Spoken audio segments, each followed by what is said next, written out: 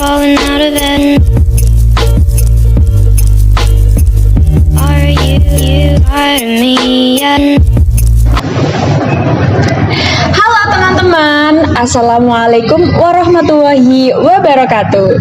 Kembali lagi bersama saya dalam acara podcast Ngobrol Santuy. Nah, pada kesempatan kali ini kita akan mendatangkan 3 bintang tamu yang sangat luar biasa dalam acara Ngobrol Santuy. Jadi kita santai aja teman-teman. Oh ya, pepatah mengatakan tak kenal maka tak sayang, maka kalau sudah kenal jangan sayang-sayangan. Perkenalkan, nama saya Ima Sajaratul Maulida. Saya di sini sebagai host yang akan memandu jalannya acara pada hari ini. Nah teman-teman, saya sekarang lagi ada di Cafe Menepi, yaitu di Jalan Argopuro. Kebetulan pada podcast kali ini kita akan membahas mengenai inovasi pembelajaran teks prosedur melalui media sosial. Teman-teman, saya sudah mendatangkan 3 bintang tamu dari mahasiswa pendidikan Bahasa dan Sastra Indonesia Universitas Jember yang sangat luar biasa. Tentunya yang sangat pinter, kemudian cantik dan juga ganteng. Nah, di sini saya kedatangan 2 bintang tamu cantik dan 1 bintang tamu ganteng. Yang pertama nih ada Mbak Vina dan juga Mbak Farah. Bagaimana nih kabarnya? Dan sekarang lagi sibuk ngapain aja sih? Alhamdulillah kabar saya baik dan saat ini lagi sibuk ngerjain tugas nih, soalnya lagi memasuki minggu-minggu UAS di semester 3. Alhamdulillah kalau kabar saya juga baik. Kesibukannya saat ini ya masih sedang mengerjakan tugas karena sudah memasuki ujian akhir semester juga. Wah, berarti Mbak Vina dan juga Mbak Farah ini sedang sibuk mengerjakan UAS ya. Semoga mentalnya masih aman ya Mbak. Jangan lupa healing untuk rehat sebentar. Jangan sibuk-sibuk untuk mengerjakan tugas terus. Jadi ada selingan lah kita untuk healing, untuk meredakan pikiran kita.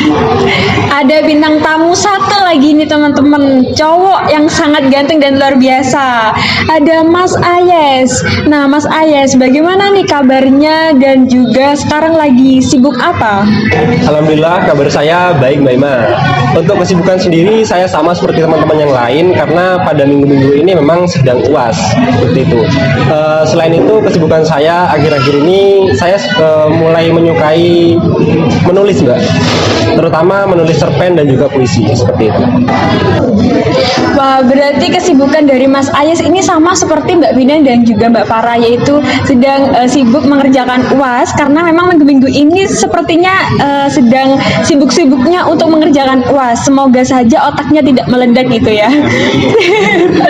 Oh ya, dan juga Mas Ayes sekarang sedang mulai menekuni hobi baru, yaitu menulis cerpen. Nah, semoga tulisan-tulisan yang sudah dirangkai atau ditulis oleh Mas Ayes nantinya bisa diterbitkan dan bisa dijual belikan seperti itu.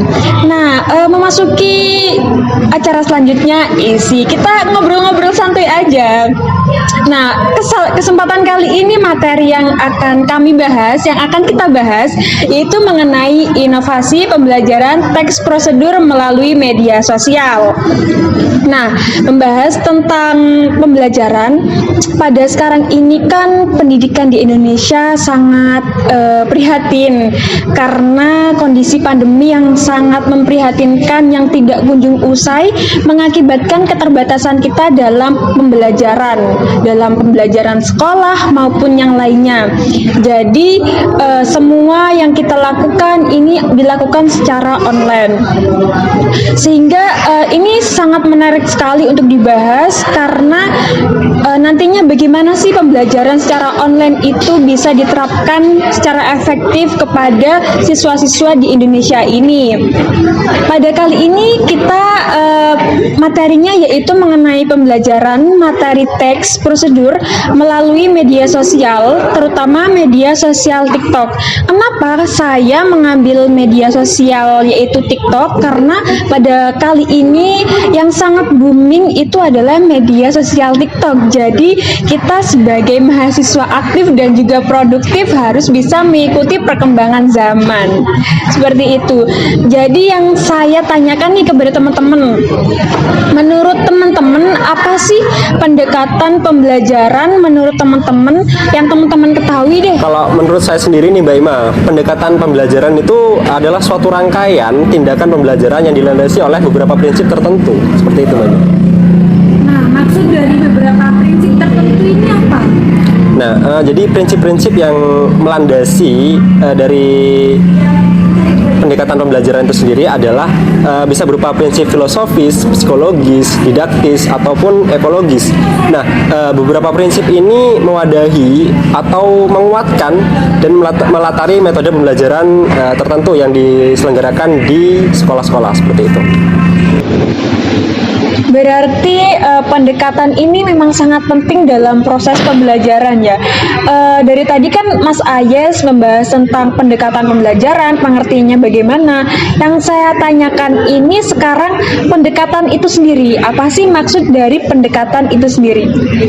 Kalau menurut saya pendekatan itu adalah sudut pandang kita Mbak Ima dalam memandang seluruh masalah atau permasalahan dalam kegiatan belajar mengajar yang ada di sekolah.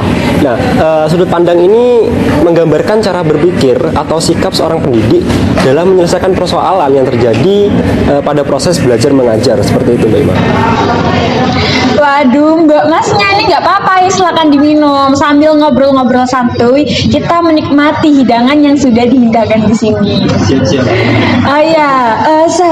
Sahabat di rumah, kita ketahui bahwasannya sekarang kita sudah memasuki abad ke-21, yang artinya kita sudah memiliki karakteristik yang berbeda dengan abad-abad yang sebelumnya. Nah, perbedaan yang sangat menonjol ini kita pada informasi, komunikasi, dan teknologi.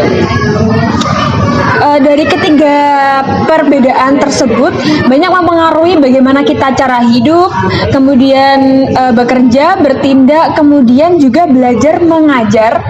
Pengaruhnya itu sangat besar sekali bagi kehidupan kita, terutama kita sebagai calon guru, kita merasakan perubahan besar terhadap pendidikan yang sedang kita alami sekarang atau yang sedang terjadi pada masa pandemi kali ini.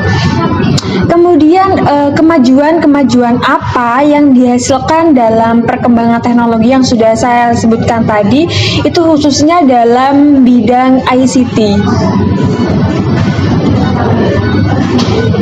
Jadi kemajuan dalam bidang ICT ini tengah pengantaran kita pada era digital yang disebut juga dengan era global Mbak Ima, yaitu sebagai era di mana pengetahuan berkembang dengan cepat. Jadi teknologi dan informasi memainkan peranan penting dalam kehidupan sehari-hari dan masyarakat sangat tergantung pada peralatan teknologi dalam kehidupannya. Berarti untuk perkembangan teknologi ini sangat berdampak ya Mbak pada pendidikan, dalam bidang pendidikan. Nah, yang saya tanyakan ini sebagai Mbak Vina, calon guru, bagaimana sih peran seorang guru nantinya dalam menjalankan kurikulum di zaman serba teknologi ini?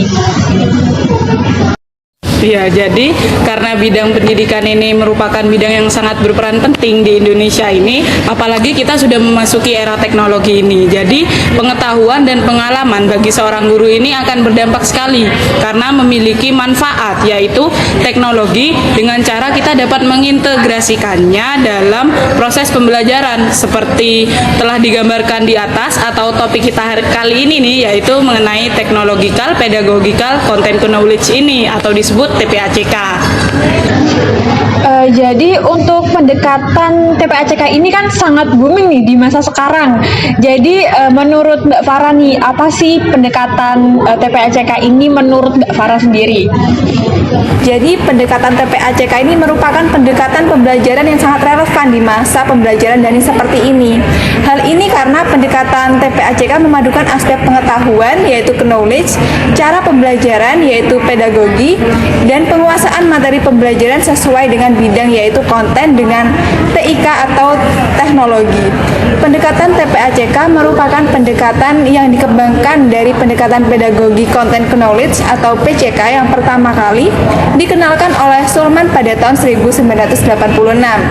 Namun pendekatan PCK ini tidak sekedar irisan atau gabungan pengetahuan tentang pedagogi dan penguasaan materi, namun diperkuat oleh pengalaman-pengalaman guru itu sendiri, begitu. Berarti dengan adanya pendekatan TPACK ini memiliki kerangka kerja yang berjalan dengan baik. Jadi bagaimana cara kerja TPACK itu sendiri? Iya, jadi gini Mbak Ima, karena kerangka TPACK ini digunakan untuk menyesuaikan agar kita dapat memanfaatkan ke dalam proses pembelajaran itu tadi. Nah, kerangka kerja TPACK ini merupakan model yang mengintegrasikan materi, pedagogik, dan teknologi dalam satu kerangka yang utuh. Nah, maksud saya konsep dasar TPACK ini lebih menekankan hubungan antara materi pembelajaran itu tadi, teknologi, dan juga kontennya itu yang dilebur menjadi satu agar kita dapat melaksanakan pembelajaran dengan baik. Nah, kemudian skema TPACK itu terdapat hubungan antara komponen penyusun yang saling menyatu atau mengintegrasikan itu tadi, di mana materi ini dapat berupa materi pembelajaran yang disebut C atau konten, kemudian pedagogik atau pedagogikal, kemudian T yang merupakan teknologi. Nah, adanya konten knowledge ini kita dapat membentuk kombinasi antara materi pembelajaran, konten itu yang dijadikan konten, kemudian kita lebur menjadi teknologi seperti media pembelajaran itu. Nah, dalam pengembangan kerangka kerja ini terdapat tahapan seperti pemahaman, latihan, observasi, dan juga refleksi. Adanya pembelajaran ini melalui TPACK tentunya kita dapat mengeksplorasi dan juga mengumpulkan berbagai macam pengalaman karena kita sebagai calon guru. Yang saya ketahui ya, dalam pembelajaran di sekolah itu tentunya ada nih pengimplementasiannya. Khususnya karena kita sebagai mahasiswa pendidikan bahasa dan sastra Indonesia, pendekatan TPACK ini dalam pembelajaran bahasa Indonesia di sekolah mungkin bisa kita kolaborasikan dengan materi-materi yang sudah ditetapkan kurikulum. Nah, bagaimana nih atau apa mata pelajaran apa yang cocok kita masukkan ke dalam pendekatan TPACK ini? Mungkin dari Mbak Farah ini bisa menjelaskan mengenai hal tersebut. Jadi kalau untuk contohnya nih, misalnya saya menjadi salah satu guru di salah satu sekolah SMA. Jadi diharapkan nanti saat jam pelajaran bahasa Indonesia dimohon untuk membuat teks prosedur terlebih dahulu tentang langkah untuk tugas praktiknya. Tetapi jangan lupa dalam setiap langkah proses teks prosedur tersebut diharapkan menjelaskan melalui video yang nantinya ditampilkan bersama di layar monitor. Jadi dalam teks prosedur, guru hanya menggunakan model pembelajaran satu arah, yakni ceramah. Salah satu faktor kesulitan dalam menulis teks prosedur, siswa lebih banyak diberikan ceramah tentang teori yang berkaitan dengan teks prosedur, sedangkan praktiknya itu kurang. Karena hanya menekankan pada metode ceramah, pembelajaran menjadi sangat abstrak yang menyebabkan siswa menjadi sekedar penerima informasi yang pasif. Wah, bagus sekali pengimplementasiannya. Jadi untuk sahabat-sahabat yang sedang menonton di rumah, semoga pengimplementasian contoh dari yang sudah dipaparkan oleh Mbak Farah bisa bermanfaat bagi sahabat-sahabat di rumah. Jadi pada materi tersebut itu kita akan mengkolaborasikan dengan pendekatan TPACK ini. Nah, manfaat apa kira-kira yang bisa kita ambil pada pelaksanaan proses pembelajaran seperti itu? Ya, jadi karena teks prosedur ini dapat dikatakan sebagai pembelajaran menulis dari proses pembelajaran ini, maka kita dapat mendapatkan manfaat. Jadi manfaatnya itu memperbaiki pembelajaran menulis, khususnya dalam menulis teks secara benar dan menumbuhkan rasa minat bagi siswa untuk mengikuti pembelajaran tentang teks prosedur ini. Jadi sebagai pendidik harus merasa semangat dan harus merasa tergugah nih untuk menerapkan TPACK dalam proses pembelajaran ini. Nah, dalam TPACK ini kita harus mengimplementasikan dua topik, misalnya itu bisa dilihat dari suara dan juga gambar. Nah, kalau kita dari suara saja, kita bisa melihat dari radio, tape, recorder, maksud saya mendengar ya. Jadi peserta didik itu bisa menangkap pembelajaran mengenai teks prosedur melalui media-media tersebut. Kemudian ada juga melalui media suara dan gambar. Itu bisa berupa DVD, televisi, film, dan lain sebagainya. Karena di topik kali ini kita membahas TikTok, jadi medianya itu berupa suara suara dan gambar, yaitu media TikTok ini.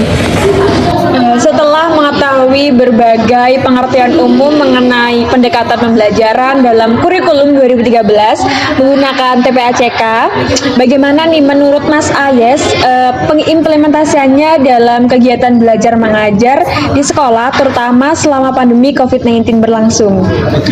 Sebelumnya kami telah menjelajahi berbagai media sosial, khususnya TikTok dan juga YouTube.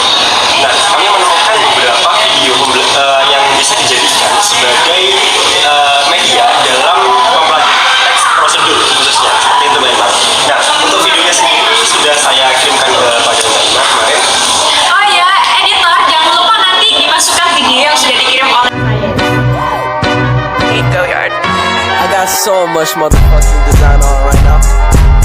Break it down, bring it back, make it clap. I got 3 old thoughts, new guap, wear that thing. Bitches on my line, and you know they come strapped. Hold up, what it not, 45, scope it down, like whoa.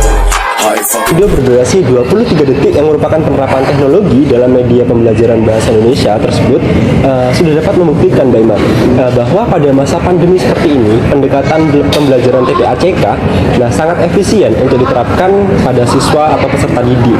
Nah, selain melatih siswa untuk melek teknologi, cara ini juga melatih kemampuan guru untuk menghadapi kemajuan teknologi yang semakin canggih seiring dengan perkembangan zaman saat ini, Mbak Ima, seperti itu. Jadi TPACK ini sangat banyak manfaatnya sekali jika diterapkan dalam pembelajaran di sekolah, seperti itu. Baiklah, itu tadi bincang-bincang santai saya bersama 3 narasumber dari mahasiswa Universitas Jember yang sangat luar biasa, yaitu mengenai inovasi pembelajaran teks prosedur melalui media sosial, yaitu TikTok. Baik, saya ucapkan terima kasih kepada Mbak dan juga Mas yang sudah berkenan hadir pada acara PNS kali ini, yaitu podcast Ngobrol Santai. Semoga ilmu yang Mbak Mas berikan kepada kami, kepada teman-teman yang di rumah dapat bermanfaat. Dan juga saya ucapkan terima kasih kepada penonton yang sudah setia menonton podcast kali ini mulai awal hingga akhir. Semoga semua yang kita bahas kali ini dapat bermanfaat bagi teman-teman yang ada di rumah. Makan ikan di kafe menepi. Ikannya habis, piringnya bersih. Sekian dari kami, semoga bermanfaat untuk para sahabat-sahabati. Wallahul muwaffiq ila aqwamit thoriq. Assalamualaikum warahmatullahi wabarakatuh. Salam PNS.